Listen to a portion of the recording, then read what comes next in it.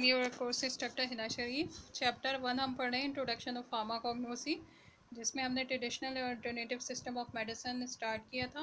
3 system हम detail में पढ़ चुके हैं। इसके अलावा हमारे पास 2 सिस्टम और हैं, हम उसका थोड़ा सा ओवरव्यू देख लेते हैं। चाइनीज़ और तिब्बतन सिस्टम।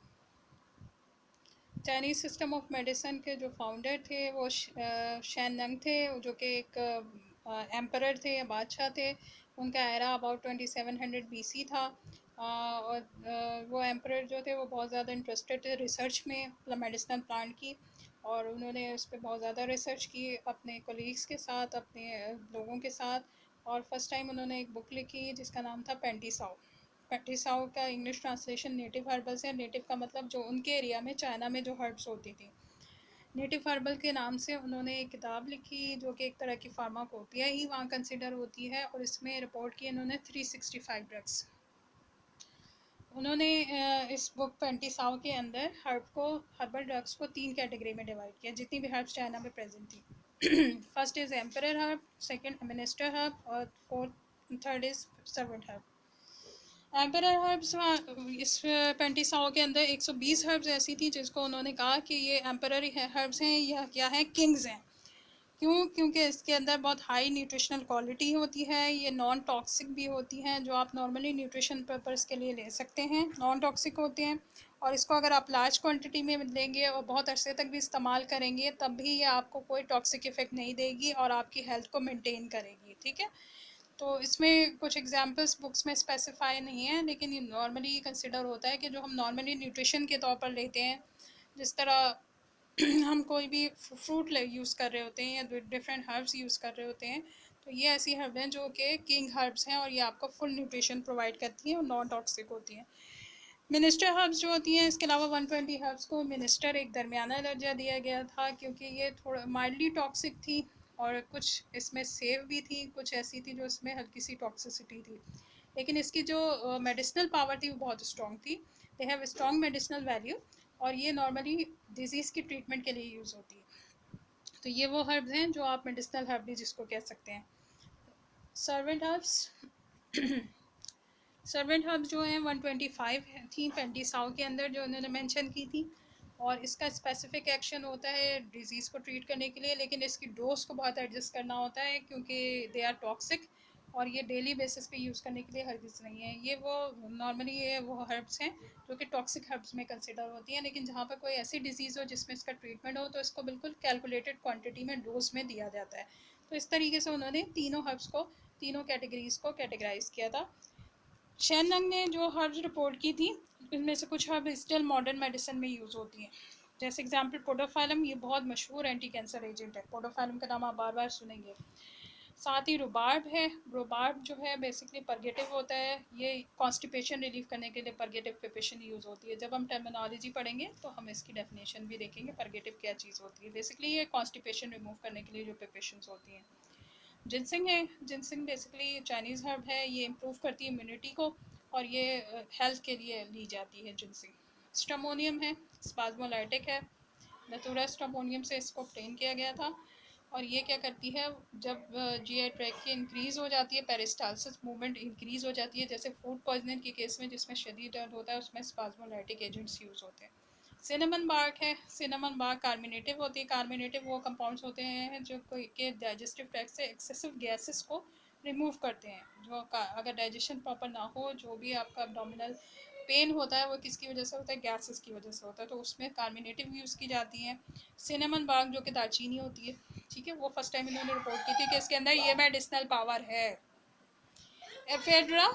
एफेड्रा जो है बेसिकली ब्रोंकोडायलेटर है, यानी आपके ब्रोंकस को डायलेट करती है। एस्थमा में और हे फीवर में यूज़ होती है। एस्थमा में क्या होता है कि आपकी जो ब्रोंकस होते हैं वो कॉन्स्ट्रिक्ट हो जाते हैं, श्रिंक हो जाते हैं, तो उसमें हमें ब्रोंकोडायलेटर्स चाहिए होते हैं। तो एफेड्रा ब्रोंकोडायलेटर है, जो कि हे फीवर जो होते हैं बेसिकली एलर्जी के केसेस में ये इसको यूज़ किया जाता है। तो ये चाइनीज़ हर्ब अभी स्टिल बहुत सारी ऐसी हर्ब्स हैं जो स्टिल यूज़ हो रही हैं। फर्स्ट टाइम रिपोर्ट की कहाँ किसने की थी, चाइना ने की थी। अच्छा, तिब्बतन सिस्टम को देखते हैं। इसका सिस्टम थोड़ा सा हम डिटेल में करेंगे, चाइनीज़ का इतना नहीं है, बहुत ज़्यादा कॉन्सेप्चुअल है।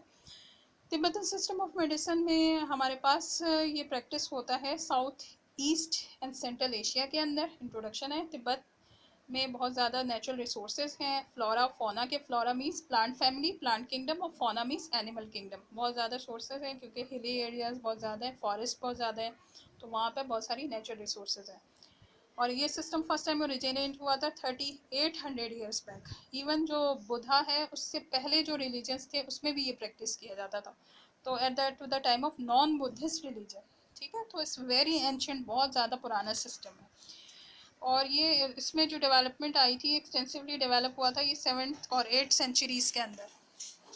प्रिंसिपल्स इसके क्या है? According to Tibetan system of medicine, human body is composed of 3 components. Number 1 humors, number 2 constituents, और number 3 excrements. ह्यूमर्स हम डिफरेंट जगहों पर पढ़ते हुए आए, ह्यूमर्स की डेफिनेशन हर जगह पे डिफरेंट है। इनके हिसाब से 3 ह्यूमर्स होते हैं तिब्बतन सिस्टम में, जो कि बेसिकली बॉडी के एनर्जी सिस्टम को बनाते हैं। और ये रिलेटेबल होते हैं, इंटर रिलेटेड होते हैं। इनका लिंक होता है वाइटल फंक्शन से, जो भी फंक्शन बॉडी के चल रहे होते हैं सीएनएस के थ्रू, ऑर्गन से, कॉन्स्टिट्यूएंट से, कॉन्स्टिट्यूएंट जो बॉडी के अंदर चीज़ें मौजूद होती हैं, इंग्रेडिएंट्स होते हैं, और एक्सक्रीशन से। इसमें ह्यूमर्स जो है विंड एनर्जी है, बायल एनर्जी है, और फ्लेम है। प्रिंसिपल में जो दूसरी चीज़ है वो कॉन्स्टिट्यूएंट्स हैं। According to Tibetan system of medicine, body के 7 कॉन्स्टिट्यूएंट्स हैं। नंबर 1 फूड होगा, जो आपके पास आफ्टर डाइजेशन प्रोड्यूस होगा। ब्लड होगा, ब्लड जो कैरियर होगा, ट्रांसपोर्टेशन का मेन होगा। फ्लैश होगा, जो कि मसल्स था, दूसरे सिस्टम के अंदर हमने पढ़ा था। फैट होगा, जो हमने एडिपोज टिश्यूज़ के उसके कैटेगरी में पढ़ा था, पहले भी हम पढ़ चुके हैं। बोन है, बोन मैरो है, सीमेन है। सीमेन जो है वो मेल फ्लूइड होता है कंटेनिंग क्या नाम है, मेल सेल्स फॉर रिप्रोडक्शंस। ठीक है, तो ये हमारे बॉडी के अंदर कॉन्स्टिट्यूएंट प्रेजेंट होते हैं, जो बेसिकली बॉडी को फॉर्म करते हैं और बॉडी में डिफरेंट फंक्शंस परफॉर्म करते हैं इन द लिक्विड फॉर्म। ठीक है, अच्छा, इसके अलावा तीसरी चीज़ जो बॉडी की है बहुत इंपॉर्टेंट है इनके अकॉर्डिंगली, और एक्सक्रीमेंट्स हैं, जो बॉडी के अंदर एक्सक्रीटरी मटेरियल्स होते हैं, जिसके बेसिस पर हम डायग्नोसिस करते हैं। और हमने ये दूसरे सिस्टम में भी इसको डिस्कस किया है। 3 एक्सक्रीमेंट्स होते हैं, स्वेट होता है, यूरिन होता है, फीसिस। अब यही कॉन्सेप्ट आप देखेंगे डिफरेंट सिस्टम के अंदर ऑलमोस्ट यही रिपीट हो रहे हैं, जो हमने आयुर्वेदा के अंदर भी पढ़ा था कि भाई हमारे पास ये सारी चीज़ें डायग्नोसिस के लिए इंपॉर्टेंट होती हैं। तो स्वेट, यूरिन और फीसिस होते हैं, ये एक्सक्रीमेंट्स होते हैं। और डिजीज़ क्या होती है? डिजीज़ होती है इम्बैलेंस ऑफ 3 ह्यूमर्स जो हमने पढ़े थे, तो पहले डिस्कस किए थे। विंड एनर्जी, बायल एनर्जी, फ्लेम, 3 ह्यूमर्स हो गए। 7 हमारे पास क्या हो गए? कॉन्स्टिट्यूएंट्स हो गए। और 3 हमारे पास एक्सक्रीमेंट्स। अगर इसमें इम्बैलेंस हो जाता है 3 ह्यूमर्स में, 7 कॉन्स्टिट्यूएंट में और 3 एक्सक्रीमेंट्स के अंदर कोई भी चीज़ बढ़ जाती है, कम हो जाती है, तो वो फाइनली किस में रिजल्ट करती है? डिजीज़ में। डायग्नोसिस डायग्नोसिस के जो तरीके हैं वो सबसे पहले इंट्रोगेशन है, जिसको पेशेंट हिस्ट्री भी कहते हैं, जो हम नॉर्मली लेते हैं पेशेंट की। इंट्रोगेशन का जो वर्डली मीनिंग है वो तफ्तीश है। तफ्तीश पेशेंट की अच्छी तरह से की जाती है, पेशेंट हिस्ट्री ली जाती है। देन विजुअल एग्जामिनेशन है, उसकी आई को देखा जाता है, आई कलर क्या है, टंग का कलर क्या है, क्या नेचर है, यूरिन का क्या टेक्सचर, क्या नेचर है, क्या डेंसिटी है, तो ये विजुअल एग्जामिनेशन कहलाती है। कलर वगैरह को ऑब्जर्व किया जाता है, उसके थ्रू भी पता चलता है। टेक्टाइल एग्जामिनेशन इसमें एक है। टेक्टाइल एग्जामिनेशन की कैटेगरी के अंदर हमारे पास पल्स आ जाती है। पल्स को मेजर करते हैं, टेम्परेचर बॉडी का देखा जाता है, और अगर कोई इन्फ्लेमेशन है, स्किन की कोई कंडीशन है, तो उसको ऑब्जर्व किया जाता है।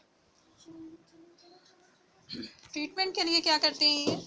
ट्रीटमेंट के लिए हमारे पास फॉलोइंग वेज होते हैं तिब्बतन सिस्टम में। डाइट, बिहेवियरल मॉडिफिकेशन, जो लाइफस्टाइल चेंजेस भी आप कहते हैं जिसको। मेडिसिन है, इसमें नेचुरल ड्रग्स यूज़ की जाती हैं, लेकिन डोज क्या दी जाती है? पहले बहुत कम डोज दी जाती है, लेस पोटेंट डोज से स्टार्ट किया जाता है, फिर ग्रेजुअली उसको स्ट्रॉन्ग किया जाता है। एकदम से आप एक डोज पे ट्रीटमेंट स्टार्ट नहीं कर देते, आप लेस डोज देते हैं एंड देन ग्रेजुअली उस डोज को इंक्रीज़ करते हैं, स्ट्रॉन्ग करते जाते हैं। Then fourth one is physical therapy, जिसमें वही आ जाते हैं massages, hot and cold compresses. ठीक है, तो ये वाटर बॉटल होती है, आपने कोल्ड कंप्रेसेस भी देखे होंगे, अभी स्टोर पे अवेलेबल हैं। इसके अलावा जो वाटर बैग्स हमारे पास अवेलेबल होते हैं, अगर आप उसको फ्रिज में रख दें, रेफ्रिजरेट कर दें, तो कोल्ड कंप्रेस बन जाएंगे। बॉइलिंग वाटर के अंदर डाल दें, हॉट कंप्रेस बन जाएंगे। पेट वगैरह के दर्द के लिए इसको यूज़ किया जाता है। तो ये कंप्रेसेस कराते हैं, जो वाटर बॉटल आपने देखी होगी। कपिंग है, कपिंग मेथड जो हिजामा में यूज़ होता है, ये तिब्बतन सिस्टम में काफ़ी अरसे से, बहुत अरसे से इस्तेमाल हो रहा है। नीडल थेरेपी है, नीडल डिफरेंट बॉडी पार्ट में इंसर्ट की जाती है, नर्व्स के अंदर। इनका कहना होता है ये स्टिमुलेट होते हैं नर्व्स, तो फिर क्या होता है, डिफरेंट डिजीज़ को की ट्रीटमेंट होती है। नीडल थेरेपी स्टिल मैंने देखी हुई है होते हुए, उसमें डिपेंड करता है कौन से एरियाज इफेक्टेड है, उसी हिसाब से प्रेशर पॉइंट के ऊपर नीडल को इंसर्ट किया जाता है। काफ़ी पेनफुल ट्रीटमेंट होता है, बट स्टिल इसको बहुत ज़्यादा इंपॉर्टेंस दी जाती है और कहा जाता है कि CNS के खासतौर पर प्रॉब्लम्स के लिए बड़ा इफेक्टिव है। और जो एरिया जहाँ पे पैरालिसिस हुई हुई हो, जो एरिया बॉडी के काम ना कर रहे हो, तो वहाँ पर नीडल थेरेपी काफ़ी यूज़फुल है। देन माइनर सर्जरीज भी तिब्बतन सिस्टम में की जाती है। So that's the introduction, brief introduction of all systems. Although the main systems which have been included in your syllabus was first three, Unani, Ayurvedic and homeopathy, but we have to know the traditional system of medicine which is normally exist in the world. So this is the overview. Thank you so much.